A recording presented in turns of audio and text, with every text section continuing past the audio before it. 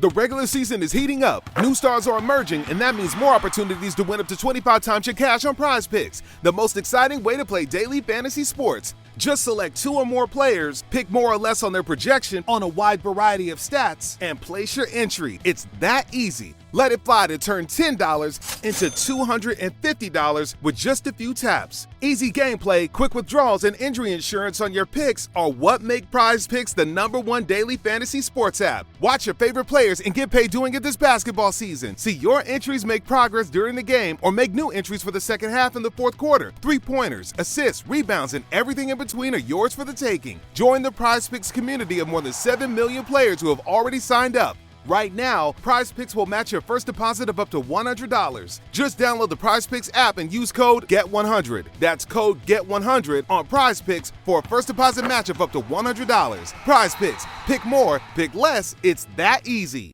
The Eric Erickson Show across the nation from my flagship studio, WSB, in Atlanta, Georgia. Glad to have you with me. The phone number is 877-973-7425. I'm actually in the studio, which makes it a wild and just unique, interesting situation. Okay, now to begin the day, we must begin with what happened in San Francisco. I think it's rather important we start there. What happened in San Francisco was a parental revolt.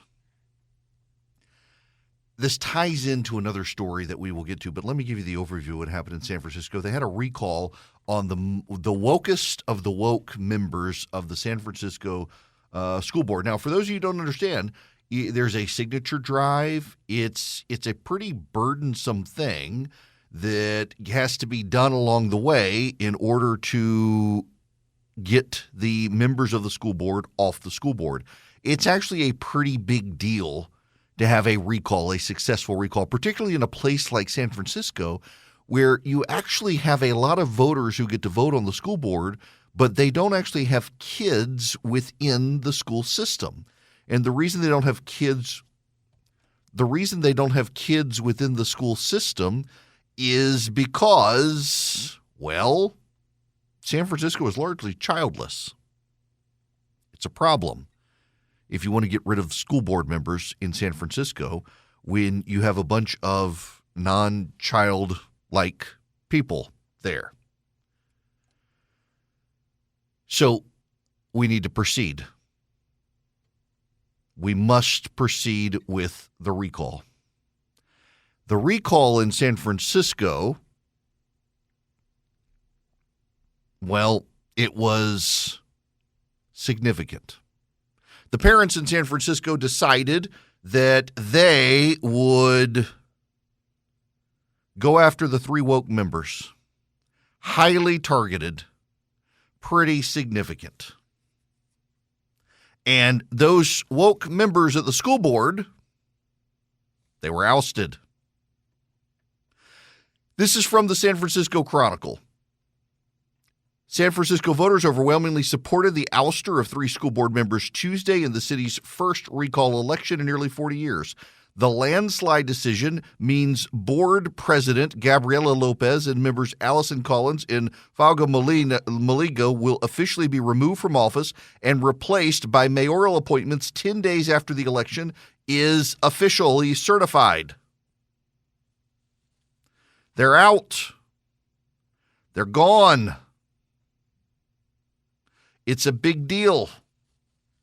They're out and they're gone because parents revolted. Parents had enough.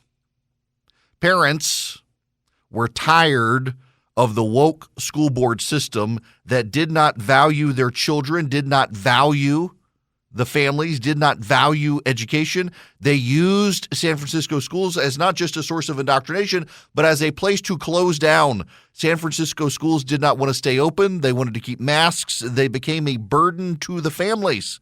And in becoming burdens to the families, the school board decided that they knew best.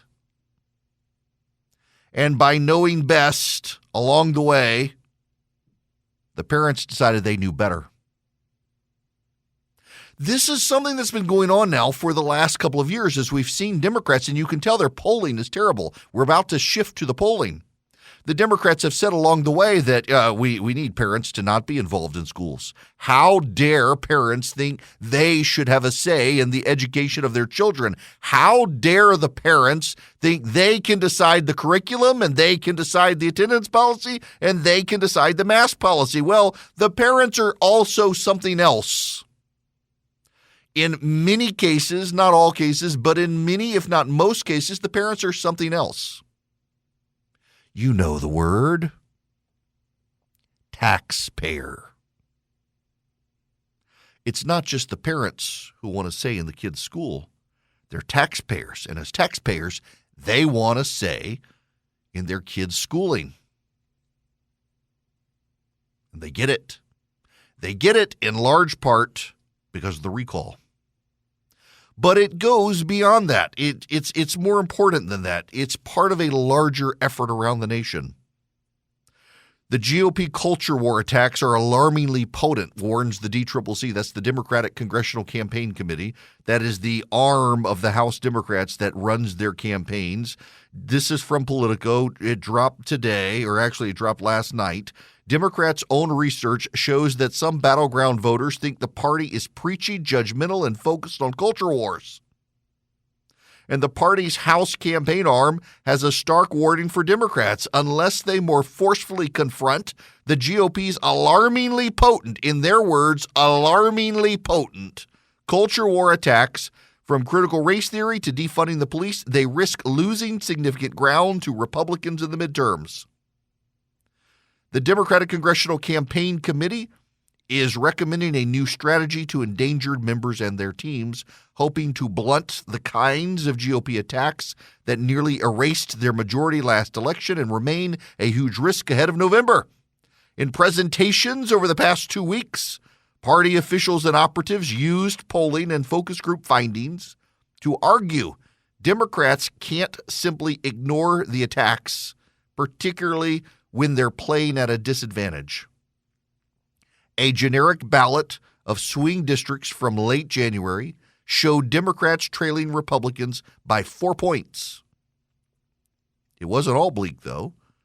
The data show that Democrats could mostly regain the ground lost to Republicans if they offered a strong rebuttal to the political hits. When faced with a defund the police attack, for instance, the presenters encouraged Democrats to reiterate their support for police. And on immigration, they said Democrats should deny support for open borders or amnesty and talk about their efforts to keep the border safe. Now listen to this. This is the key paragraph here.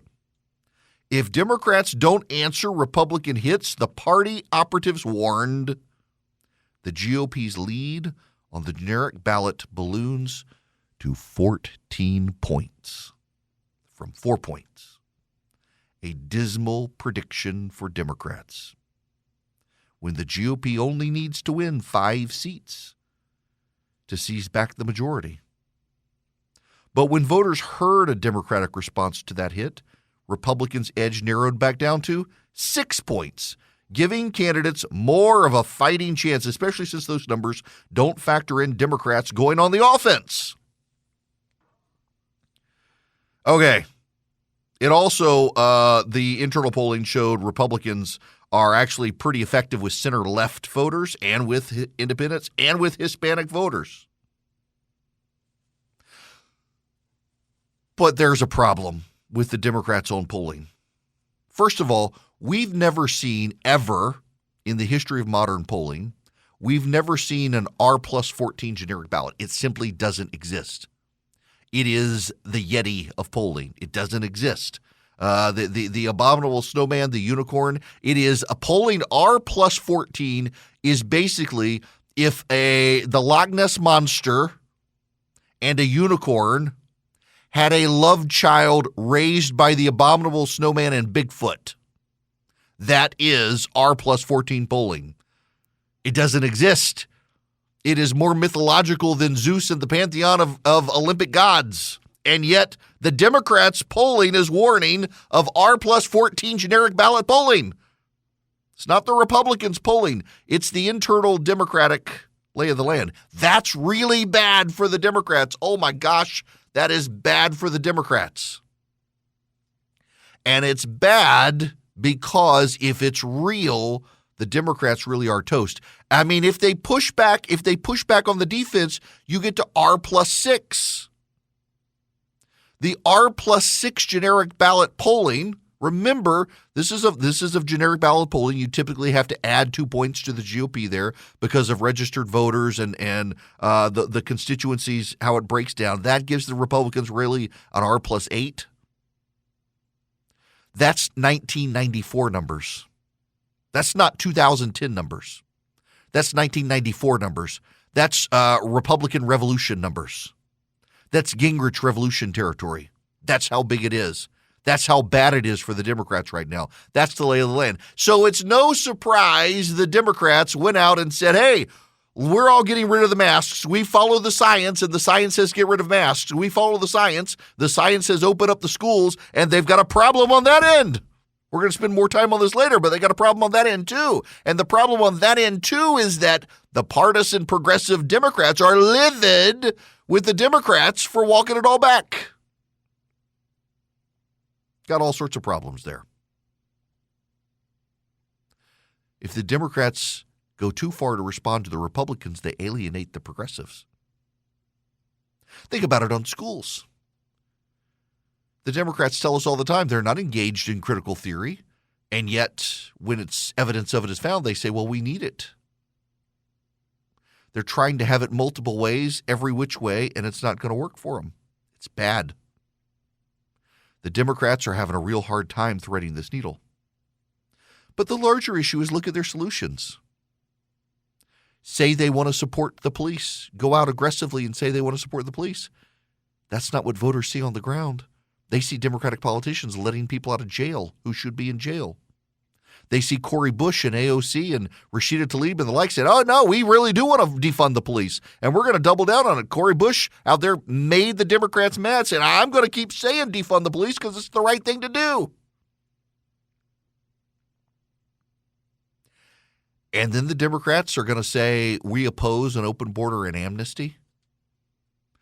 Who's going to believe them? Who's going to believe them on that? And all you have to do is go take a camera down to the border and show. Notice, by the way, how much of the media has stopped covering the border. With the exception of Bill Malugin at Fox News, it's gone away. You don't see CNN or MSNBC or anyone else at the border. It's as if the story doesn't exist while people are still streaming across the border. It's the media giving an assist to Joe Biden. Think about this. The border issue is showing up in the Democratic polling as a problem for the Democrats, and suddenly the media has stopped covering it. This is a problem for the Democrats. And the Democrats say they're going to go on offense. They say they're going to go on offense. How do you go on offense? How do you go on offense when Joe Biden is so far underwater and the Democrats control everything? They point to a special election last spring in New Mexico where Melanie Stansbury, Democrat from New Mexico, she got into Congress in a special election against a Republican candidate who had accused her of trying to defund the police and disband the Border Patrol. But here's the problem. Her district was already like D+20. There's no way the Republicans were going to win.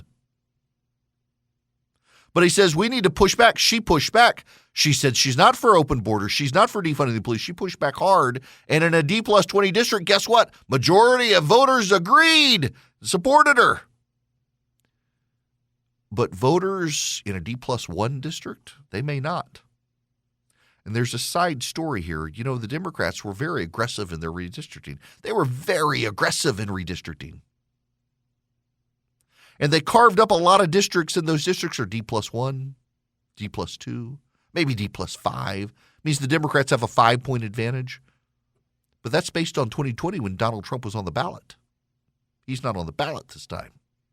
And the Democrats' own polling, I read you that line, Their own polling registers and plays well with center-left voters.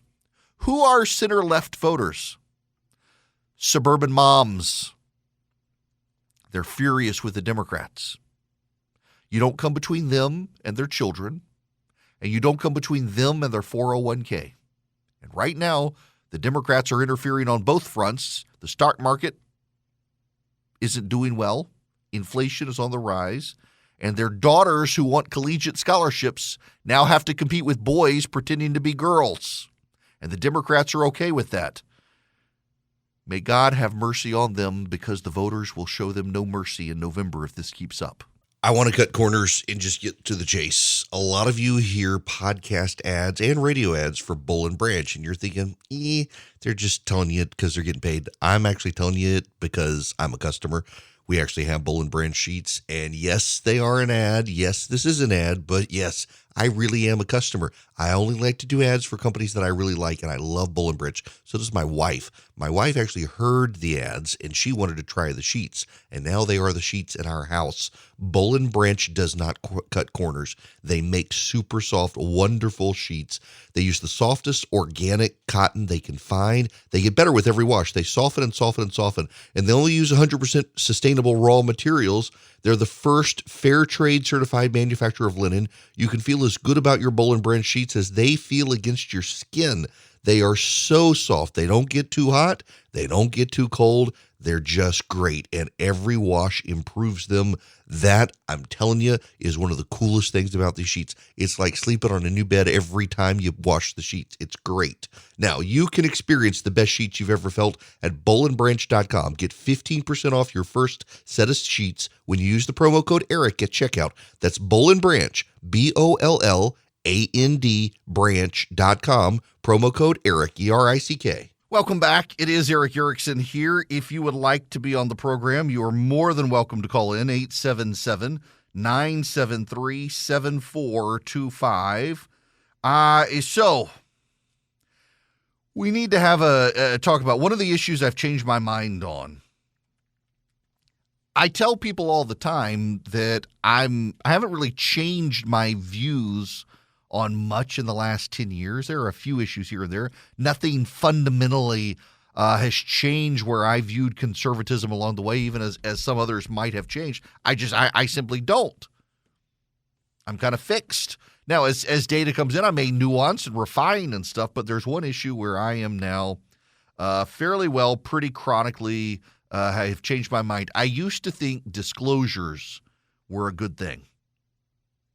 I used to think might as well have people disclose their donations. Fair and transparency, all that sort of stuff was good. I have increasingly become opposed to doing that. A number of years ago in California, I remember a waitress lost her job when someone leaked the donors, or they pushed out after being made public by California law, the donors to the Proposition H, the gay marriage ban in California that passed in California. And the no-hate activists stormed into this restaurant and demanded they fire the woman or they would continue to protest. And she got fired because she donated money. And that was the beginning of the end of my support for donations. That's party foul. No one should lose their job, regardless of which side of the aisle they're on and which cause they support. You shouldn't lose your job because you donated to Black Lives Matters. You shouldn't lose your job because you donated to a pro-traditional marriage issue. Ottawa's Stella Luna Gelato Cafe in Ottawa, Canada, was forced to close Tuesday after receiving threats when owner Tammy Giuliani's name appeared on a hacked list of Give, Send, Go donors to the Ottawa Freedom Convoy. Giuliani says she now regrets making her $250 donation on February 5th and that staff in the shop has begun receiving threats Monday morning after her donation was posted on Twitter. We got a call from the team saying, "We're getting phone calls here," Giuliani said in a phone interview. I said, "What's going on?" And they said, "They're threatening to throw bricks through our windows. They're threatening to come and get us." We said, "Lock the door. We'll find out what's going on." Giuliani said she ordered the shop closed and staff to go home for their own safety, and she intends to report the threats to police. Now, here's what happened.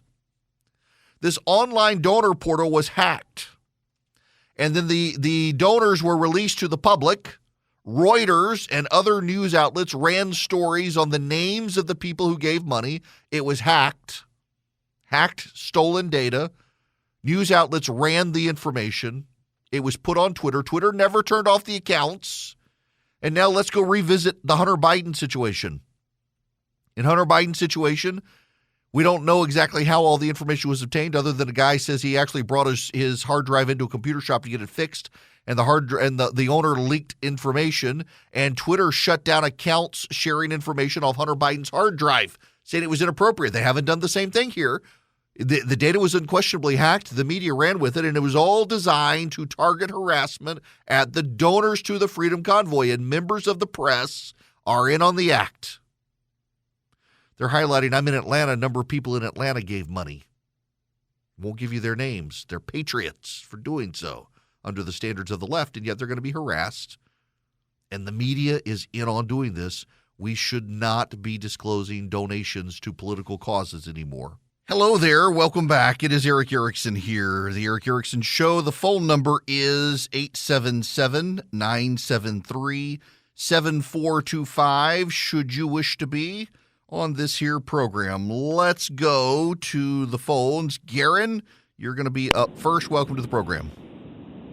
Hey, Eric. I just wanted to ask you about this, concealing identity and disclosure of campaign-type contributions or contributions to things that you're interested in giving to. And I was wondering if you could tell me why, or tell us why, you can't just give to like a party, the Democratic Party or the Republican Party, as designated funds.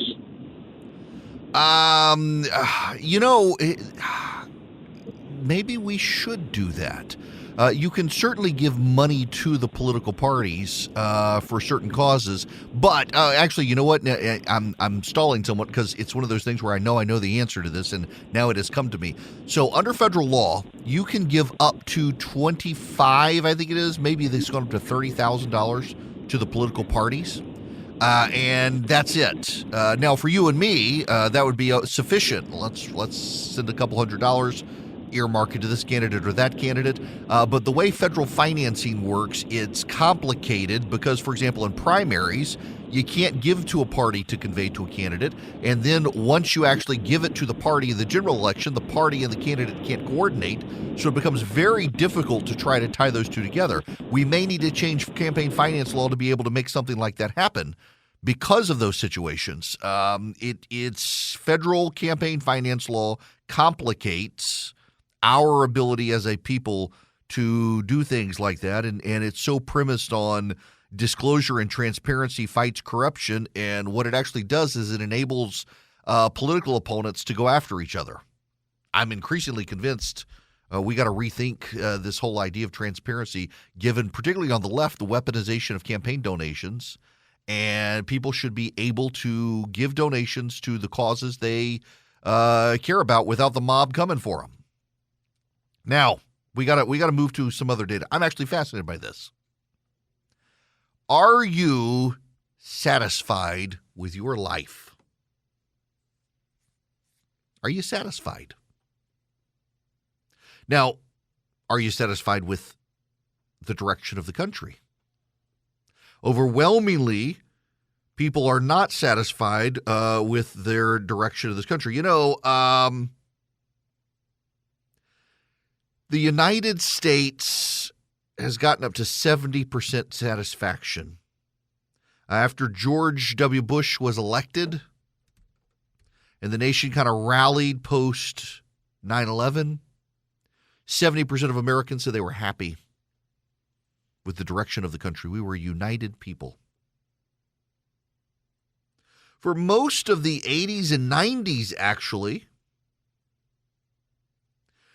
Americans were really satisfied. And then it cratered in 1992 with the Great Recession then. And during Bill Clinton's tenure in office, it went up. George Bush gets elected, it gets up to 70% after 9/11, and then it begins to go down all the way to 10% around the time Barack Obama was elected. And then slowly it went up to 41% in 2020.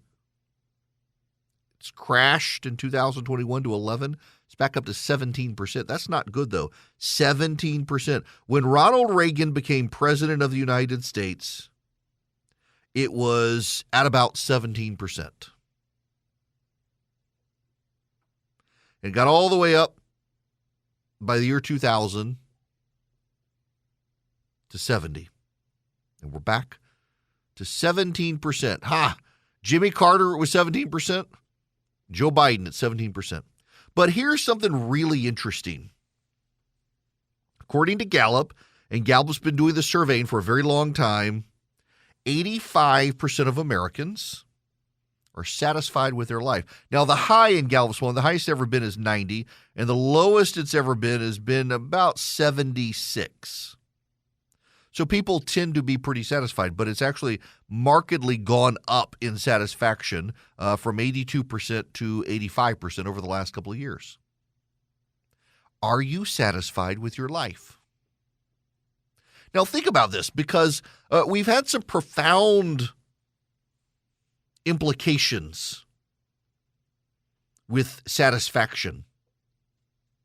Parents today are more involved in their children's education than they have been in some time. Think about San Francisco and the parents rising up and organizing a recall campaign and getting rid of 3 members of the school board. The parents had enough. Think about Glenn Youngkin in Virginia. The parents rose up. By the way, a bipartisan coalition in the Virginia Senate has passed a law banning masks in schools. In the House of Representatives in Virginia, it was a party line vote. It's gone to the governor. It's going to be signed into law if it hasn't already, and he will win on the mask issue.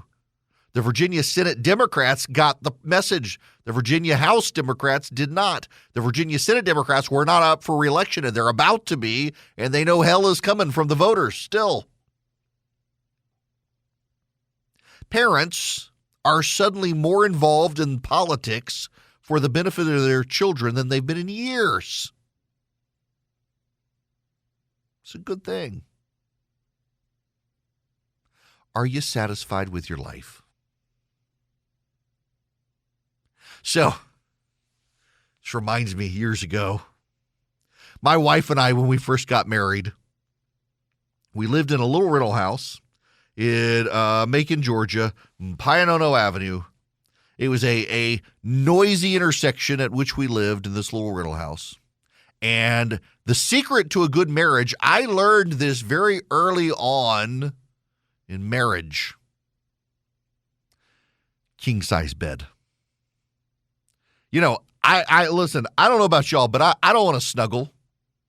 When I go to sleep, I mean, I'll snuggle before I go to sleep. But when I go to sleep, I want to be off in Siberia. Don't touch me.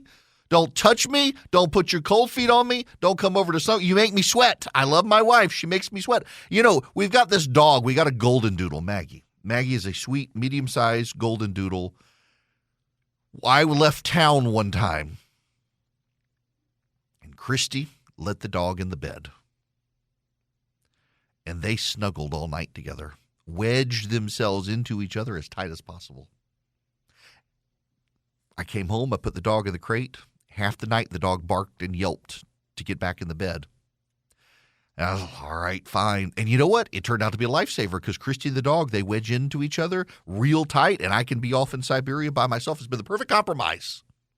The perfect compromise. You need a king-size bed so your partner, your spouse, your significant other stays way the hell away from you when you want to go to sleep so they don't snuggle and make you sweat. I am a firm believer in leave me alone when I'm ready to go to sleep. Don't touch me. Keep away from me. I want to be cool under a pile of covers, snuggled in myself under the covers. So right before we got married, we had come to this conclusion. We lived in this rental house, and I ordered a king-size mattress from Macy's. Y'all are wondering where the story's going, aren't you? Bear with me.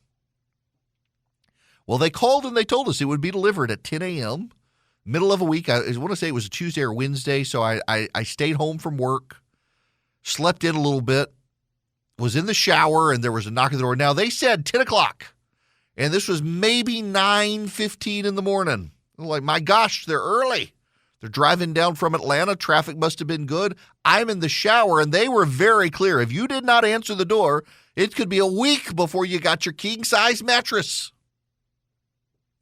They were coming with the frame, the mattress, the box springs, all of it. So I jumped out of the shower. I mean, it's just a bunch of dudes carrying this mattress down there. I jump out of the shower. I mean, I'm pouring water everywhere. I got a towel wrapped around me. I run down, open the door, and as I open the door, the towel drops.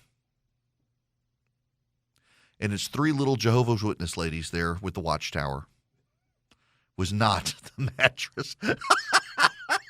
The Jehovah's Witnesses have never come back to my house. They never have. This is a true story. I'm not making this up. They've never come back to my house. There's a puddle of water, there's a towel, and they dropped the watchtower and ran. And on the cover of the watchtower was something about satisfaction and being happy in life. It's a perfect tie-in to this story. Now, a lot of Americans, we're not in the Jehovah's Witnesses. A lot of people have moved out of the church, and they're not in the church, and they're trying to find satisfaction in the world. And interestingly enough, a lot of people right now are finding satisfaction in the world. Now, I full confession, I did not read, though I felt so terrible. I mean, literally, these people, they nearly fell off the front porch. It was so terrible. And then the mattress guys did show up, and we all had a great laugh. I felt so bad, though. But nonetheless, they left behind the watchtower, and I didn't read the watchtower. I really didn't. I didn't read it. Put it in the trash. But satisfaction. What is your solution to satisfaction? You know what Gallup finds in its survey of American satisfaction is that people are more involved in their families' lives. There's this thing, they're calling it the Great Resignation. Have you heard about this? This is the phrase they've given to it, the Great Resignation. People are resigning from companies literally actually to spend more time with their families. You know, normally when someone says, I'm leaving to spend more time with my family, is because they got caught in a scandal and they got to get out of Dodge. They don't really want to spend more time with their family. They got into scandal because they hadn't spent any time with their family. But now, I mean, legitimately, really, people are leaving high-paying jobs to spend time with their family. Moms are giving up their lower wages than typically the dads because of their life choices to stay home and help the kids and possibly homeschool. Homeschool curriculum sales are through the roof right now. Parental involvement in schooling is more than it has been. There has been a despair and a malaise, as even Kamala Harris says, in the economy right now, and people's despair about the country. There have been people thinking we need some sort of strong man in the country, some sort of Caesar, or maybe we need a great divorce, secession, a civil war. We got to fight each other. People aren't happy. People don't like the direction of the country. They don't like Joe Biden. They don't like the economy. They don't like any of this stuff, but they're starting to realize one of the upsides of the pandemic was they were forced to stay home with their family, and in being forced to stay home with their family, they were forced to figure out how to be a family. When it's very easy in this day and age to be a family without actually being one. You can work all the time. You can go off with your friends. I sometimes feel guilty that I travel a lot and spend too much time with friends and not enough time with my family. I've been thinking about that lately. But by and large, people have realized they like their families. They want to spend more. They actually literally do want to spend more time with their families. They want to rearrange their life and their priorities. And they realize they don't have to make the $1 million a year job. Yeah, it makes them a little more comfortable, but the amount of work that they're doing, it's not worth it. You got loved ones who have died of a virus in the past 2 years. Nothing could stop it. People seem to lose their mind. People are looking at their families thinking, this is where I find my satisfaction. I am more mindful probably than I should be because my uncle pointed it out that my son is the last of the men in our family. And if he has girls and no boys, the family name goes away. And I shouldn't dwell on any. I realize I should not dwell on anything like that, but it's my dad's brother had a boy and a girl. The boy had 2 girls. My dad had me. I had my son. And so my son is the last of the Ericksons. I'm the last of the Ericksons in the family. We went with Gunnar for my son. And I sometimes think, man, I got to spend more time with my kids without him giving me a concussion on the golf course and things like that. And there are times where I get so crowds. I had to give a speech this weekend. I believe it or not, I'm not really an extrovert. I'm pretty much an introvert. I can talk to you guys and sound like this because I am literally in a room with Jim, who runs the board, and me, a microphone and a camera, and none of you are around. So I can sound like I like you without having to hang out with you. Crowds. If I'm on a stage talking to people, I'm fine, but wading through a crowd, it exhausts me. I had to give a speech on Saturday. I haven't quite recovered from 500 college kids. But I think I'm satisfied with life, personally, with my family. COVID has made us be a team in a way we didn't have to be before, particularly with my wife's health. We've had to, the kids when they were little watched Wonder Pets. What's going to work? Teamwork. We've had to be all in this, all hands on deck together. We've had to be a little more involved with our kids' school. I've had to be a little more involved with the kids as they're getting older, and they actually were blessed. Our kids want actually time with us. They don't hate us. They don't want to keep us away. People are satisfied generally. It's showing up. 85% of Americans satisfied with their life. They're not satisfied with the country. Now, here's the problem for the Democrats. There is a political angle here. It's not. I don't know that it's one we need to dwell on a lot, but here's this. People's lives together collectively is the body politic. And if the body politic is only 17% satisfied, they're going to want that aspect of their life that they're unsatisfied with to rise in conformity with where they are in their personal life. Now, it's never actually going to completely happen. We should be honest here, but they do want it to reflect in some way more because of their family. And when they're that dissatisfied with the world around them and politics, and they're that satisfied with their family around them, they're going to want to make changes in politics. And that conforms to all the other polling we've seen. It's going to have a really terrible effect on the Democrats when they get to November in the midterms because they are in charge of everything. And so the voters will hold it against them that their whole life is more satisfying to them now than it was 2 years ago, except in politics. Hello there. It is Eric Erickson here. The phone number is 877-973-7425 should you wish to be on this here program. Glad to have you with me. All right. This is one of the funniest things. Rush Limbaugh and I have had this conversation before. The number of pilots who listen. Now, I know, look, I'm broadcasting on the most listened to talk station. It's my flagship station, WSB in Atlanta, and you've got Delta Airlines and Southwest, major hubs, and now you've got Allegiant and Spirit. Looks like they're going to merge and make a big hub in Atlanta. And the number of pilots who listen, it always amazes me.